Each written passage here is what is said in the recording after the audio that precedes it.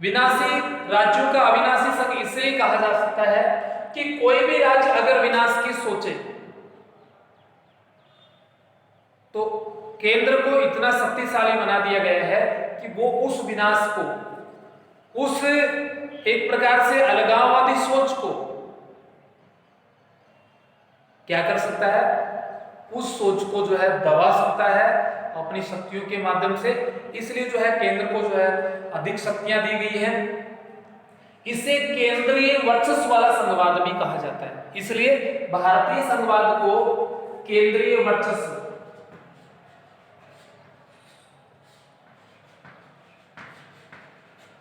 वाला संघवाद भी कहा जाता है। देखिए केंद्रीय वर्चस्व वाला संघवाद, अब यहां भी क्वेश्चन बन सकता है कि भारतीय संघवाद को केंद्रीय वर्चस्व वाला संघवाद क्यों कहा जाता है, समझाइए। देखिए भारतीय संघवाद को केंद्रीय वर्चस्व वाला संघवाद इसलिए कहा जाता है क्योंकि सूचियों के माध्यम से जो शक्तियों का विभाजन किया गया है उसमें विशेष महत्व के जो विषय हैं वो संघ सूची में डाले गए हैं। कौन सी सूची में? संघ सूची में। कानून कौन बनाएगा? केंद्र सरकार बनाएगी। दूसरी बात, आपातकालीन परिस्थितियों में राज्य सूची के विषयों पर भी कानून कौन बना सकता है? केंद्र सरकार बना सकती है। ठीक है। तीसरा है संवर्ती सूची, जो ऑस्ट्रेलिया से ली गई है। कहां से? ऑस्ट्रेलिया से।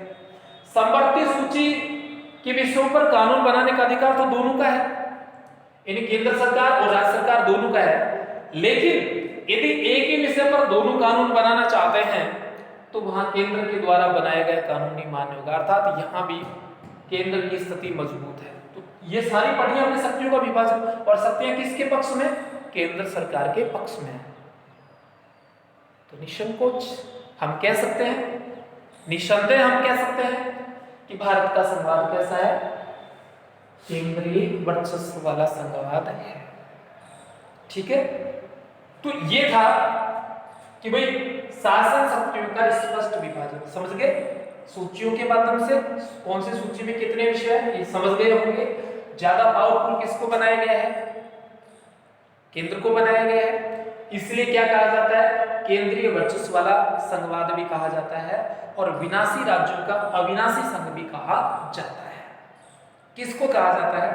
भारतीय संघवाद को विनाशी राज्यों का अविनाशी संघ और केंद्रीय वर्चस्व वाला संघवाद भी कहा जाता है।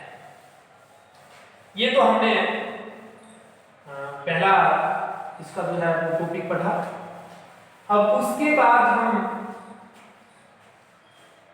दूसरा जो प्रमुख तत्व है वह है स्वतंत्र और निष्पक्ष न्यायपालिका। दूसरा स्वतंत्र और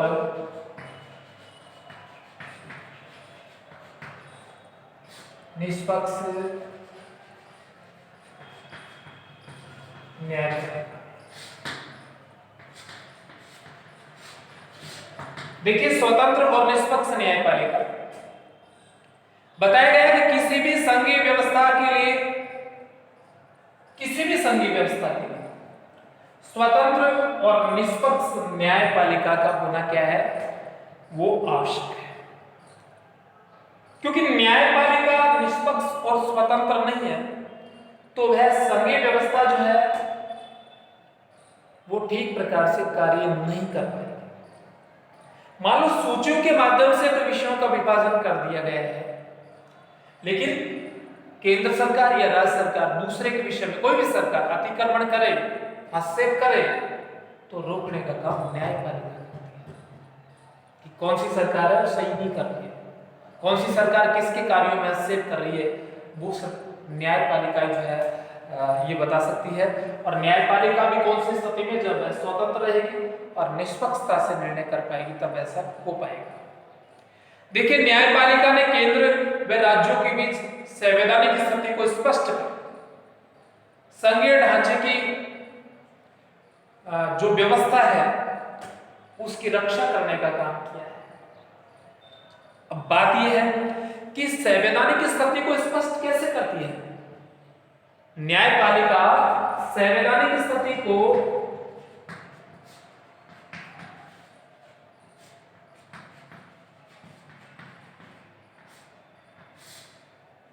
संवैधानिक स्थिति है, इसको स्पष्ट कौन करती है? न्यायपालिका करती है।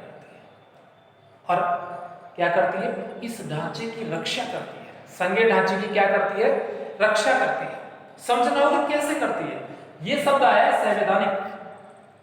संवैधानिक का मतलब होता है संविधान में या संविधान के अनुसार। जिस सरकार की जो स्थिति है, अर्थात जिस सरकार को सूची पता है ना, सूचियों के माध्यम से शक्तियों का विभाजन किया गया है, तो उसकी स्थिति क्या है, उसको कितनी शक्तियां दी गई है। तो ये संवैधानिक स्थिति ये न्यायपालिका देखती है कि केंद्र के पास तो ये शक्ति है और राज्य सरकार के पास ये शक्ति है, और यदि एक दूसरे के विषयों में आक्षेप करें तो रोकने का काम न्यायपालिका करती है। इस तरीके से रक्षा करती है। सभी राज्यों के शीर्ष पर सर्वोच्च न्यायालय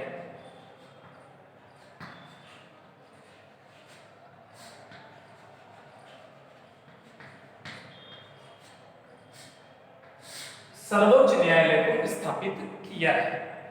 यह स्थापित किया गया है।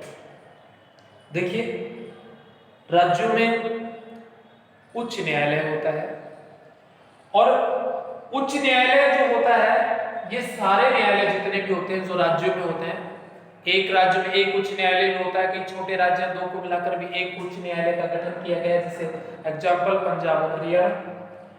अब बात यह आती है कि सबसे सर्वोच्च, सबसे उच्चतम सुप्रीम कोर्ट न्यायालय कौन सा है? सर्वोच्च न्यायालय। ये सभी अधीनस्थ न्यायालयों के जो है एक प्रकार से उनके जो कार्य हैं उनकी समीक्षा करता है, उनकी व्याख्या करता है, कौन सा न्यायालय किस तरीके से कार्य कर रहा है।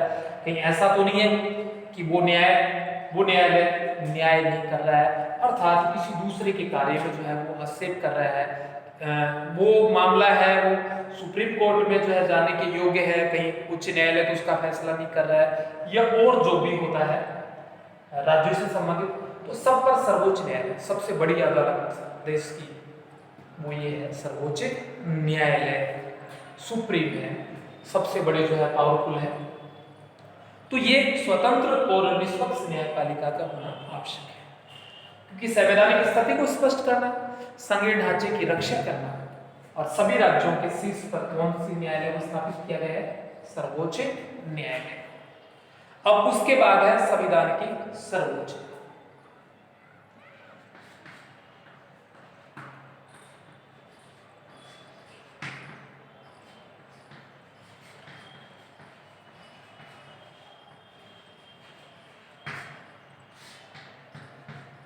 संविधान की सर्वोच्चता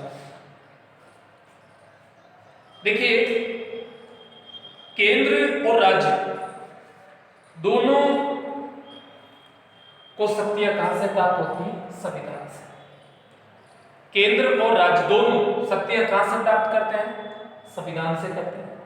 जिसे हमने पढ़ा पहले टॉपिक में पढ़ा, शक्तियों का विभाजन, वही सूचियों के माध्यम से जो संविधान में उनका उल्लेख किया गया है, तो उनके माध्यम से। अमेरिका से विपरीत,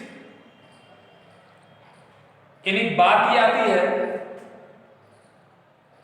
पूरे देश, एक अपवाद था देश में कि जम्मू कश्मीर का एक अलग संविधान था। अब 370 जो धारा थी उसको हटाया गया है, और हटाने के बाद में वो जो व्यवस्थाएं थी उन सबको निरस्त कर दिया गया है, और अब भारत में भी केवल क्या है? एक ही संविधान है। पूरे देश का क्या है? एक संविधान है, और संविधान सर्वोच्च है। संविधान में वर्णित जो भी कानून है, जो व्यवस्था है, वो चाहे केंद्र सरकार हो चाहे राज्य सरकार हो, चाहे प्रमुख नागरिक हो चाहे एक आम नागरिक क्यों ना हो, सबको मानना पड़ता है। तो संविधान की क्या है, सर्वोच्चता है। अब उसके बाद में नंबर 4,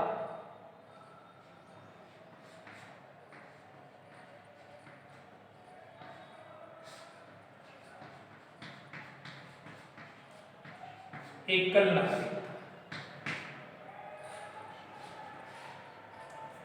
देखिए एकल नागरिकता की बात है कि पारंपरिक संघीय व्यवस्थाओं में दोहरी नागरिकता पाई जाती है। कैसी नागरिकता पाई जाती है, दोहरी नागरिकता पाई जाती है। लेकिन भारत में जो संघीय व्यवस्था है या भारत का जो संविधान है उसमें इसके विपरीत एकल नागरिकता का प्रावधान किया गया है। कैसी नागरिकता का प्रावधान किया गया है, एकल नागरिकता का प्रावधान किया गया है।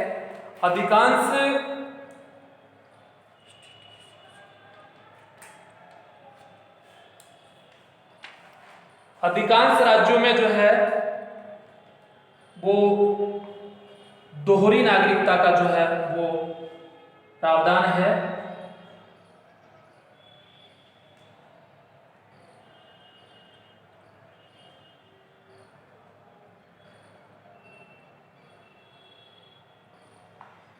लेकिन भारतीय संघवाद जो है उसमें एकल नागरिकता का प्रावधान किया गया है। अब उसके बाद हम बात कर लेते हैं, पहले जो चैप्टर है उसमें भी नागरिकता के बारे में पढ़ा है कि भाई एकल नागरिकता क्या है, इसके बारे में आपको विस्तार से पहले भी बताया गया है। इस भारतीय संघीय व्यवस्था का भी ये प्रमुख तत्व है कि एकल नागरिकता जो है का प्रावधान हमारे यहाँ किया गया है। विशेषकर संघीय व्यवस्था वाले देशों में दोहरी नागरिकता है, लेकिन भारत में इकहरी नागरिकता का जो है वो प्रावधान किया गया है। अब बात मैं कर लूं कि केंद्रीय जो व्यवस्थापिका में राज्यों का सदन राज्यसभा, केंद्रीय व्यवस्थापिका में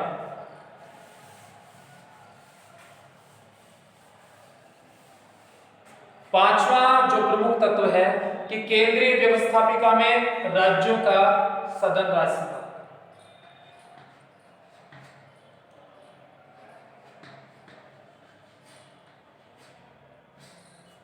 केंद्रीय व्यवस्थापिका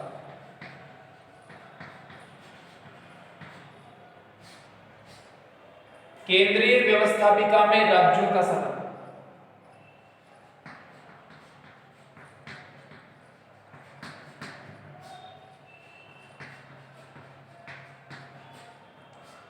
कौन सा है, राज्यसभा। केंद्रीय व्यवस्थापिका में राज्यों का सदन राज्यसभा। देखिए इसमें बताया गया कि भारतीय संघवाद को शुरू करने के लिए या भारतीय संघीय व्यवस्था को सुदृढ़ करने के लिए, मजबूत करने के लिए केंद्रीय व्यवस्थापिका अर्थात संसद के उच्च सदन, संसद का उच्च सदन है वो राज्यसभा कहलाता है। राज्यसभा को राज्यों का प्रतिनिधि संस्था के रूप में स्थापित किया है। राज्यसभा को राज्यों का प्रतिनिधि, यानी राज्यों का प्रतिनिधित्व करने वाला जो सदन है वो कौन सा है, राज्यसभा है। क्योंकि राज्यसभा के सदस्यों का गठन राज्यों के द्वारा किया जाता है और राज्यों में जो सदस्यों की संख्या है, कितने सदस्य निर्वाचित होने हैं, वो जनसंख्या को आधार बनाकर ऐसा किया गया है। जिस राज्य की जनसंख्या कम है उसमें राज्यसभा के कम सदस्य निर्वाचित होकर आते हैं, जिसकी ज्यादा है उसके ज्यादा सदस्य निर्वाचित होकर आते हैं।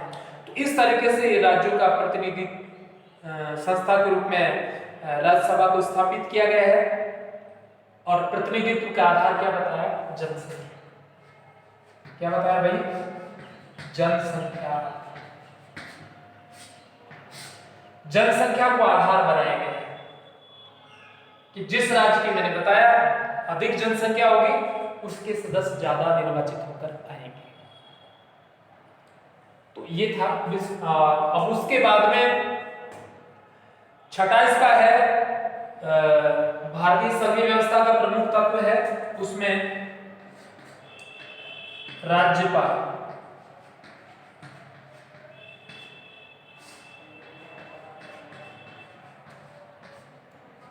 राज्यपाल का पद, देखिए राज्यपाल भारतीय संघीय व्यवस्था का महत्वपूर्ण अंग है। भारतीय संघीय व्यवस्था का महत्वपूर्ण अंग क्या है? राज्यपाल है।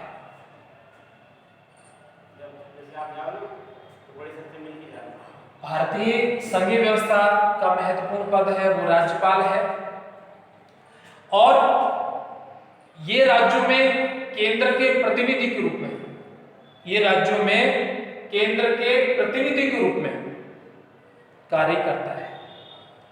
राज्यपाल है वह राज्य में केंद्र के प्रतिनिधि के रूप में कार्य करता है, और राज्यपाल का पद केंद्र व राज्य के बीच विवादों का सबसे बड़ा मुद्दा जो है वो बन गया है कि भाई राज्यपाल का पद है वो केंद्र और राज्यों के बीच विवाद का सबसे बड़ा मुद्दा क्यों बन गया है, इसको भी मैं समझा देना चाहता हूं। यहाँ देखिए ये स्थिति विवाद की कब बनती है, वैसे हम सरकारी आयोग आगे पढ़ेंगे तो उसमें और बताया जाएगा अच्छे से। अब यहाँ राज्यपाल का पद केंद्र और राज्यों के बीच विवाद का प्रमुख मुद्दा कब बनता है, ये समझना होगा। जब केंद्र में सरकार किसी दूसरे दल की है और राज्य में सरकार किसी दूसरे दल की है, यानी एक ही दल की नहीं है। जैसे केंद्र में सरकार भारतीय जनता पार्टी की है और राज्य में सरकार कांग्रेस की है या अन्य कोई क्षेत्रीय दल की है, तो ऐसी स्थिति में राज्यपाल बताया केंद्र के प्रतिनिधि के रूप में कार्य करता है, और केंद्र में सरकार दूसरे दल की होती है। तो वहां जो केंद्र सरकार होती है वो राज्यपाल पर एक प्रकार से कहें कि राज्यपाल उसके नियंत्रण में तो काम करता ही है, तो राज्यपाल के द्वारा वहां अनावश्यक रूप से राज्य सरकार के कार्यों में हस्तक्षेप की बात होती है, और ऐसे में राज्य सरकार जो है वो नाराज होती है, या राज्य सरकार केंद्र सरकार पर आरोप लगाती है कि उसका जितना हक बनता है, जितना उसका अधिकार है, उतना जो है पैसा वहां से नहीं आ रहा है, वित्तीय व्यवस्था नहीं हो पा रही है, और भी बहुत सारे जो है जो भी छूट है, जो भी जिस तरीके से टैक्स वगैरह है, राजस्व है, वित्तीय जो भी इस तरीके से है, तो वो आरोप प्रत्यारोप लगते रहते हैं। तो विवाद का विषय तब बनता है यदि एक ही दल की सरकार केंद्र में और राज्य में है, तो विवाद का विषय ही बनता नहीं है। लेकिन अलग अलग जब हो जाती हैं तो ये केंद्र और राज्य के बीच क्या बन जाता है? विवाद का विषय बन जाता है। इस तरीके से राज्यपाल का जो पद है वो विवाद का जो है वो मुद्दा बन जाता है। और